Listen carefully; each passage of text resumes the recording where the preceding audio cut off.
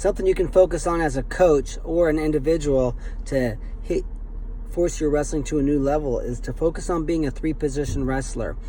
We try to spend about 30% of our time on our feet and on top and on bottom. You see, like the East Coast, they're great on the mat. Midwest, let's say, spend more time on their feet.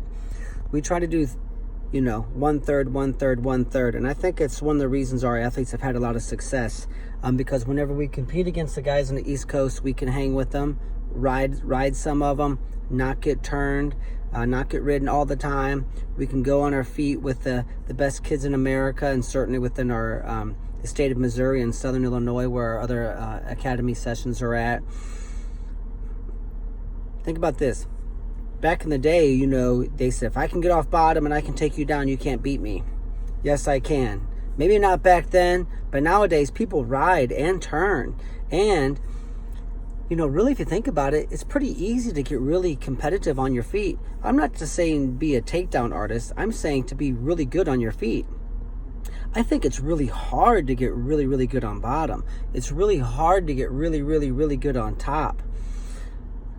To ride and turn, or just, the top wrestlers in the nation, you're not going to turn all of them, but just to be able to ride them. If I can ride you for 3 minutes of the 6-minute high school match, I control 50% of the match.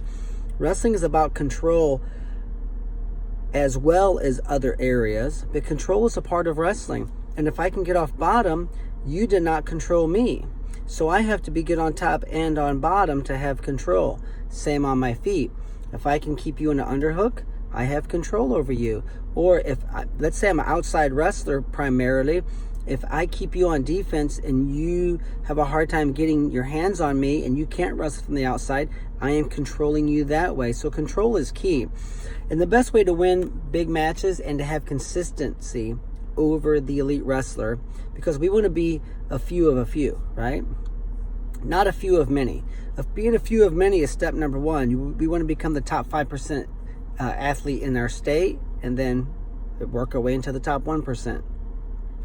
And the national level kids, you want to be top 5 in the nation, top 5%. And then we're starting to work our way into being the top 1% of the kids in America, so that the college coaches are after us. And we might win a national title. If not, you're coming very close. And the kids who are beating you are national champs. And you beat them once, and then they beat you twice in overtime. And, you're just right there, right? The only way to do that is to become a 3-position wrestler. So we just watched Mark Hall beat Valencia.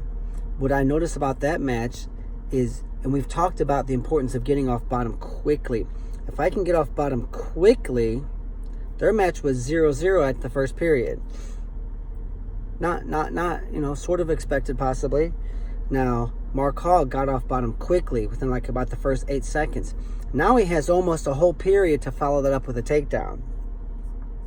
Valencia also has a chance to get a takedown. So getting off bottom, there's no guarantee, because the other guy's good too. But he did get the takedown, so now it's 3-0. Then if you watch the third period, Valencia picks bottom, and Mark Hall was able to ride him out. Even if Mark Hall wasn't able to ride him the whole 2 minutes, but only the first 40 seconds was critical. The first 30-something seconds, he rode him. They went out of bounds. They went out of bounds again about 11 or 12 seconds later. And there was about 42 seconds where he rode him out. Now, let's just say Valencia was to get away within 10 seconds. Now he only has 1 minute and 8 seconds to get the takedown. So early escape gives you more time to get a takedown, and a late escape gives you less time to get a takedown.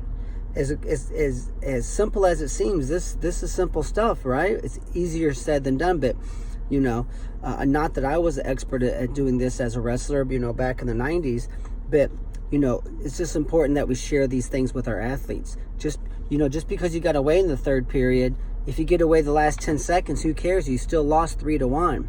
If you got away in the first 10 or 20 seconds, now you have 1 minute and 40 seconds or more to get the takedown and tie the match.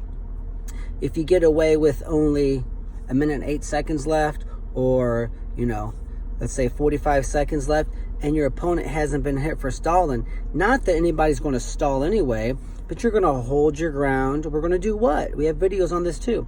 You're going to change the way you wrestle now according to the clock and the score. If you get away with 45 seconds left and I'm winning 3-1 now, I'm going to wrestle differently than if I was losing by 2 points. So I'm not going to stall ever, but I'm going to hold my ground. I'm going to circle to the back leg, probably try to control your attack hand, make sure my head's lower than yours, and really pick my battles. Look for counterattacks. If there's wide open attacks, I'll take them. If there's scrambles, I'm shutting the position down. I do not scramble late in the match when I'm winning. I will go for a stalemate, get back to my feet again. All right, now sure, the clock is winding down. That works towards my advantage and against yours, right? So, but if you get away early in the second period and or the third period, you have more times to score. So you have to be a total wrestler, and that match really shows that. Not that Valencia won't win the national title again and beat Hall later. He just might, but they're both so great in all three positions. It's just who's ever a little bit better. But I do want to emphasize the importance as an athlete of spending time in all three positions. And just because let's say you're winning middle school state. Well, okay, you're Virginia good, right? You're Missouri good.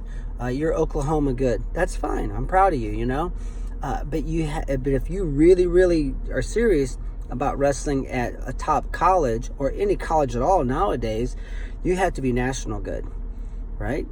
You have to be national good. And so start looking at the big picture. And as a coach who might not really, you're like, dude, we just want to have a top 10 team in the state. We're not worried about being national good. Because high school coaching is volatile, right? I mean, the kids move in and out. There's graduation. Unless you're like, there's a couple teams in Missouri. They just recruit everybody, right? They're not coaching. They're assembling teams, right? There's no glory in that, right? If you can assemble a team, then you're worried about being national good. But if you're just, if you're doing it the homegrown way, and you're not breaking the rules, and you're building a team from scratch, it is kind of an up or down thing, right? It's difficult. The college coaches can recruit. That's part what they do. High school coaching is illegal too, but some people still get away with it. But if you're a normal coach, you probably aren't really worried about being a national good right now. But just to be state good or win a state title in a couple of, 4 to 6 years, or starting to get your team rebuilt. We just did a camp for a guy in Connecticut, a private team camp. They had 7 kids on the team. Now they're over 65 or at our private team camp. They have over nearly 80 kids on their team within 2 years, maybe 3. Well, 2.5, this year just started. So, he's on track. Now he's like, okay, now we got a team. Now we're trying to get state good. He wants to be the best team out there. Then they want to get New England good, which is exciting. So if you're an athlete or a coach at that level, the shortcut is becoming very, very good in all three positions.